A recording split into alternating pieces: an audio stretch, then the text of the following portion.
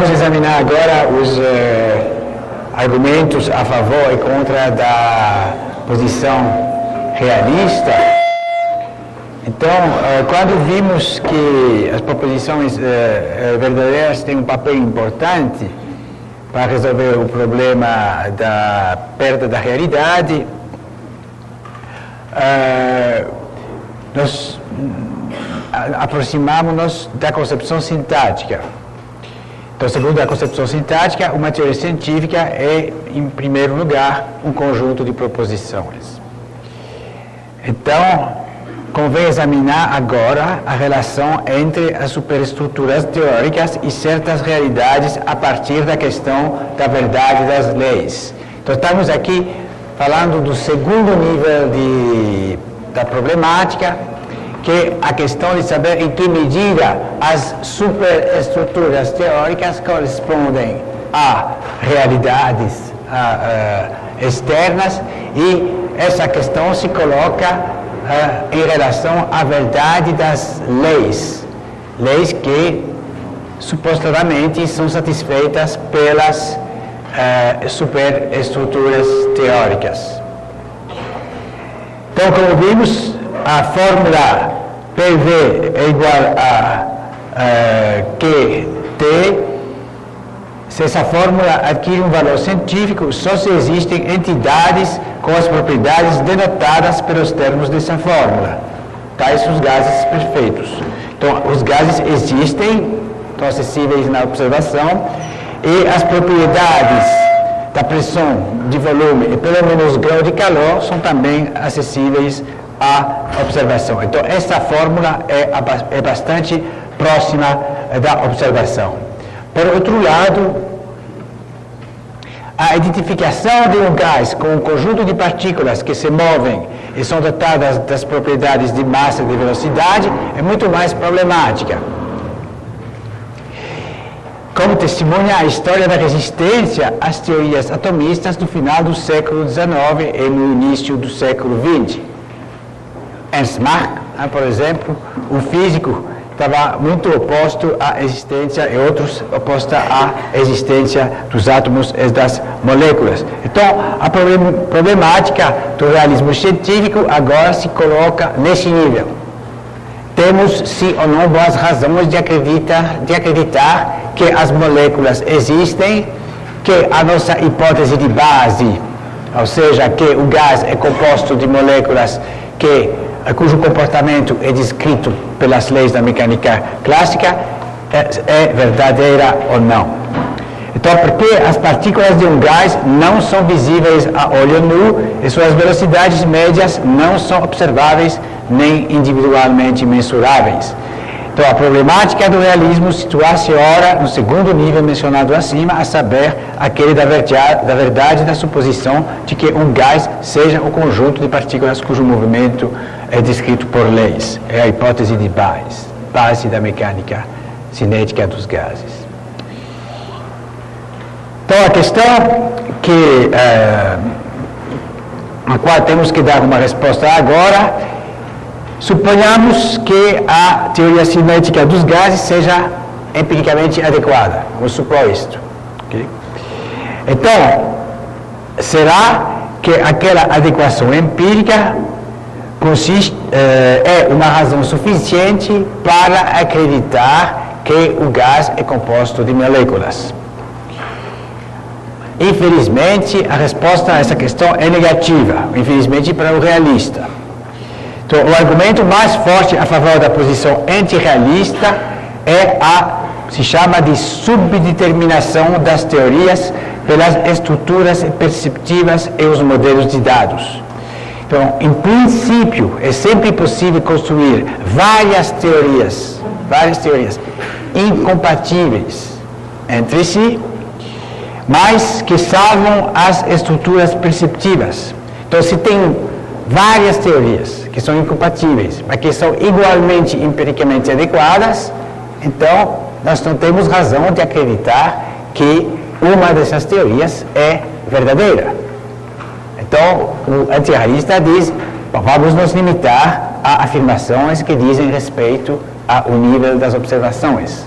Ok? Então, esse é o argumento mais forte contra a posição realista. Então, esse argumento que já se encontra em Descartes foi aperfeiçoado e amplamente utilizado por Duhem e Quine, se chama da tese de Duhem-Quine. E, num certo sentido, essa tese é trivial. É trivial, é sempre possível que um dia um cientista formule uma teoria empiricamente adequada, mas contraditória à teoria cinética dos gases. É possível, em princípio. Não podemos descartar essa possibilidade. Mas essa tese, então, é trivial nesse sentido, porque é evidente que qualquer afirmação que se faz, podemos errar. É possível que haja uma outra possibilidade também que podemos errar em relação a essa afirmação. Então, a vantagem dessa tese que ela é verdadeira, porque o que é trivial é verdadeiro, e também que é dificilmente contestável.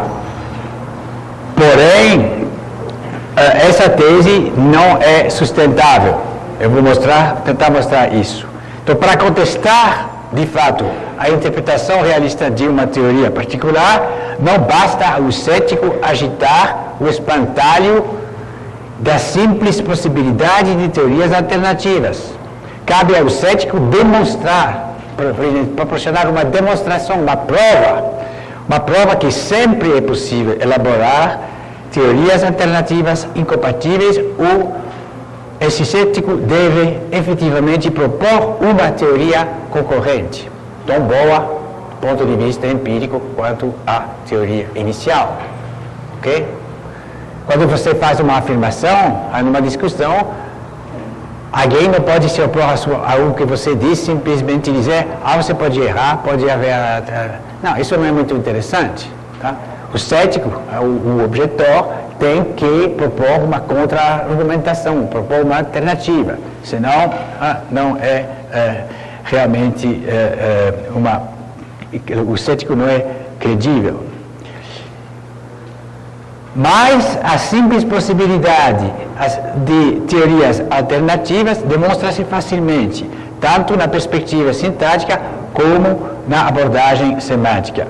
Se considerarmos o conjunto de proposições de uma teoria, basta apoiarmos no fato lógico que a mesma proposição pode ser obtida como conclusão por um raciocínio válido a partir de diversos conjuntos de premissas incompatíveis entre elas. Claro, isso é um fato lógico.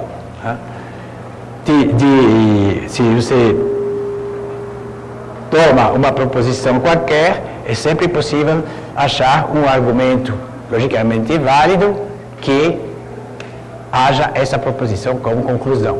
Então, é um fato lógico. Isso é ponto pacífico, todo mundo admite isto. Por outro lado, na perspectiva semântica, basta ao antirrealista, para provar a possibilidade de teorias alternativas, basta ao antirrealista apontar para o fato de que superestruturas distintas e inconciliáveis podem conter as mesmas subestruturas empíricas. Isto decorre da fraqueza do requisito da inclusão booleana aqui.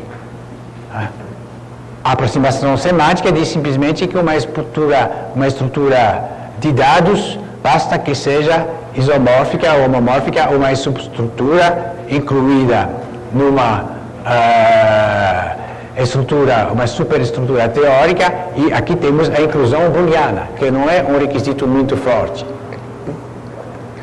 Então, os realistas têm que admitir que tem a subdeterminação das teorias pelas observações. A adequação empírica, por si só, de uma teoria não constitui uma garantia de sua verdade.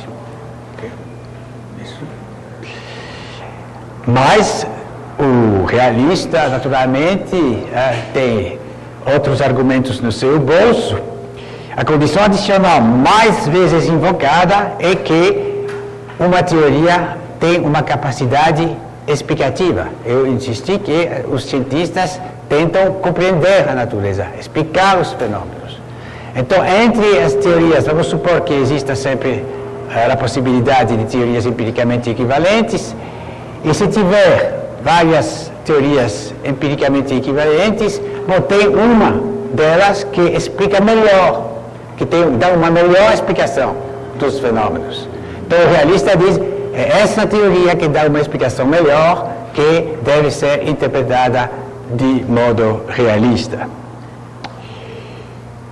Porque, nesse caso, não é mais possível demonstrar a priori que pode sempre existir uma teoria alternativa cuja explicação seria igualmente satisfatória e até melhor. Então, levar em consideração o poder explicativo de uma teoria quebra a subdeterminação em relação aos dados empíricos. Mas tem um problema aqui. Vários problemas. Em primeiro lugar, tem que explicitar a noção de explicação. O que quer dizer uma boa explicação? O que conta como uma boa explicação? Aí tem desacordos entre filósofos, né, que uma coisa bastante difundida entre nós.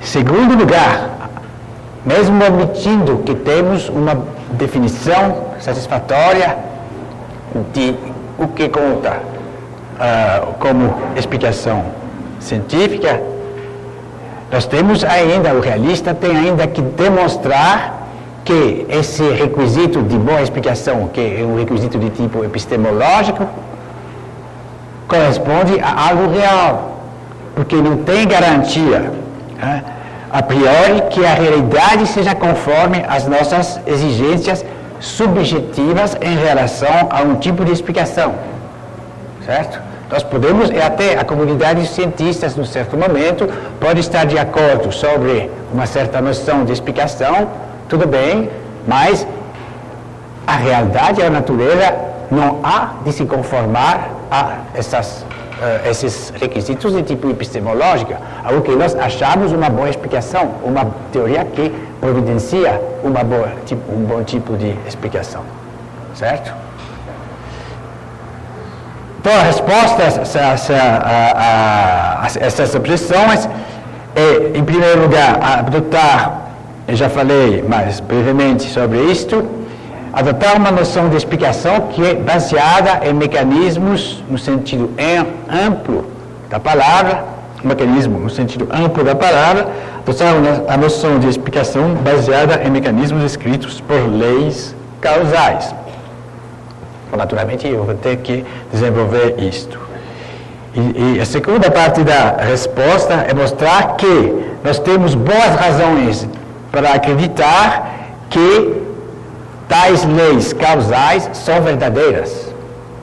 Ok? Aí, se temos boas razões de acreditar que as leis causais que constituem os mecanismos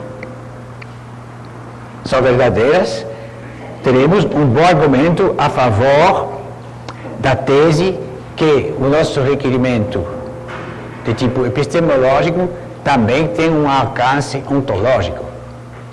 Ok?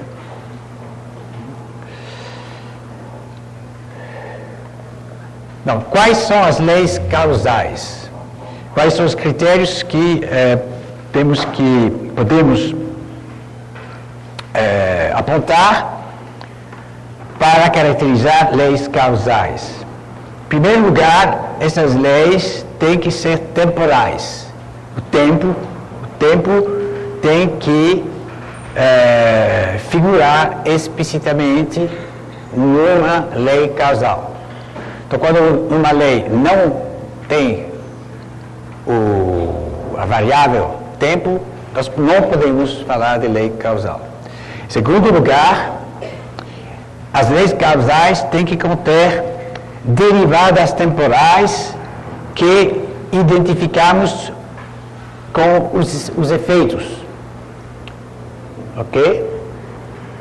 Então, os efeitos são termos são derivadas, variações, no sentido matemático, que ocorrem nas equações, nas leis. Tipo a aceleração. A aceleração é uma variação temporal em relação uma variação temporal da velocidade. Então, as acelerações, variações de velocidade são causadas, segundo a mecânica clássica, por forças. Uma ausência de mudança é um caso limite de relação causal. A ausência de mudança de velocidade de um móvel é a consequência da ausência de uma força não nula. E a variação de posição no movimento inercial, isto é, o efeito, resulta da variação de velocidade. A lei causal descreve um processo causal possível e permite explicar, então, as variações temporais de propriedades ao longo de um processo. As causas podem variar no tempo, certo?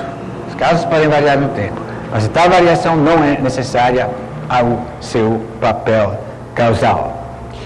Bom, isso é muito rápido, mas eu acho que essa caracterização, estou trabalhando agora nesse ponto, e essa é uma caracterização de uma lei causal que proponho e que vale não somente, eu acho, para a física ou ciências naturais, mas que pode também ser usada no campo de ciências sociais, ciências humanas, tal como a demografia, a economia, etc. Então, o comportamento de um gás pode ser explicado a partir dos processos causais descritos pelas leis do movimento das moléculas do gás. Uma molécula exerce uma força na parede do recipiente quando entra em colisão com ela. Reciprocamente, segundo a lei da ação e reação, que não é uma lei causal, porque o tempo não ocorre especificamente na lei da ação e da reação, a parede exerce uma força que causa uma variação de velocidade da molécula. Então, a pressão do gás, segundo a teoria cinética dos gases, a pressão do gás resulta da força nítida exercida pelas moléculas nas paredes por unidade de superfície. E a temperatura é uma função matemática da velocidade média das moléculas. Então, a teoria cinética não somente permite deduzir, a teoria aqui, a superestrutura, não somente permite deduzir valores precisos que correspondem aos dados medidos, mas também explica, no sentido causal, quer dizer, apoiando-se dedutivamente sobre leis causais, de deduzir esses valores, mas de deduzir no sentido mais forte do que uma mera dedução lógica, porque nas premissas dessa dedução você tem leis que têm essa característica de ser leis causais. E nesse sentido se pode falar em mecanismo explicativo de tipo causal. Então, essa lei de Boyle-Mariotte, sempre o mesmo exemplo, mas para não multiplicar os exemplos, se multiplicar os exemplos, as coisas ficam mais complicadas ainda, talvez. Então, então, melhor ficar com o mesmo exemplo. Então, essa lei não é uma lei causal, certo? O tempo não ocorre nessa fórmula. Então, se aumentarmos a pressão puxando, empurrando um pistão, empurrando um pistão, parece que a pressão do pistão é a causa da diminuição de volume. Mas isso é uma visão antropomórfica, que consiste em identificar nossas ações com causas. Tem alguns filósofos que defendem essa concepção da causalidade. Por exemplo, Von Witt, Menzies, Price, tem vários autores que defendem uma concepção desse tipo. Mas o que diz a ciência nesse caso, que a lei de Boyle-Mariotte descreve um estado de equilíbrio sempre equilíbrio, não tem tempo na lei de Bott. E na realidade, o que acontece é que a diminuição do volume se traduz por um aumento do número de choques de moléculas por unidade de superfície e logo por um acréscimo de pressão. E segue disso que o gás é um conjunto de moléculas dotadas de propriedades mecânicas? Não, porque essas moléculas são invisíveis e suas velocidades médias são apenas mensuráveis através da temperatura e da pressão na condição de admitir a teoria cinética. Então, ainda que admitirmos que admitíssemos que esse modo de ver proporcione uma explicação satisfatória, causal da pressão e da temperatura, isso não basta para poder afirmar que as moléculas têm, na realidade, de verdade, têm essas propriedades de pressão e de volume.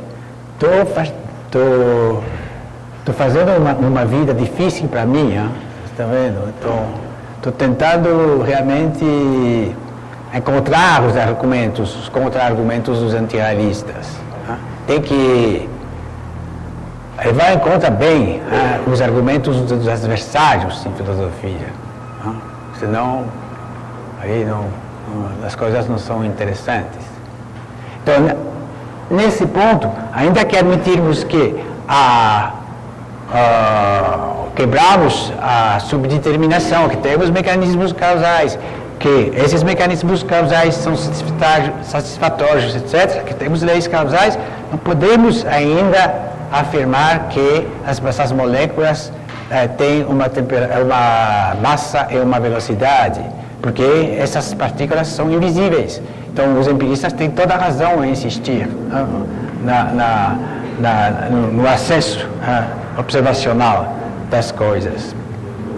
E também não temos certeza que essas leis causais são verdadeiras. Okay?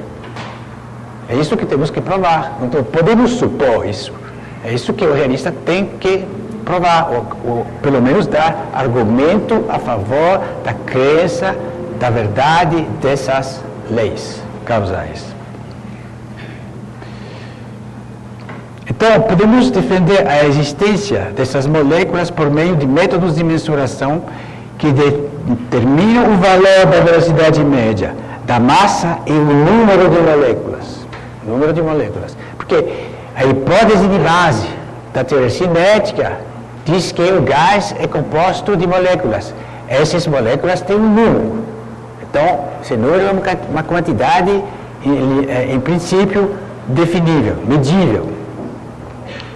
E nós temos que descobrir métodos de medir que sejam independentes dos métodos de mensuração da temperatura e da pressão.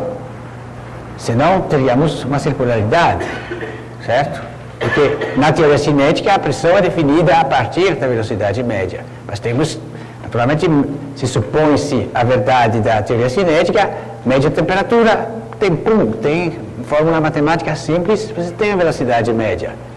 Mas isso, do ponto de vista do antirrealista, tem razão, é circular. Nós temos que ter métodos independentes de medir a velocidade média, métodos independentes de medir a massa, etc. Então, vamos nos concentrar sobre o número de Avogadro, que é o número de moléculas, uma molécula grama de um gás, por métodos independentes da pressão e do volume, e que, isso é importante, proporcionam resultados que convergem. Quando vários métodos de mensuração dão resultados que concordam entre si. Então, isto e outros fatos, que de fato temos vários métodos de medir o número de Avogadro, e esses métodos proporcionam resultados que topam entre eles. Este fato E outros fatos atestados em outras disciplinas, a óptica, a química, etc., constituem argumentos a favor da composição molecular dos gases e também dos líquidos e dos sólidos. Então, a hipótese teórica de base é confirmada por um conjunto de mensurações em vários domínios.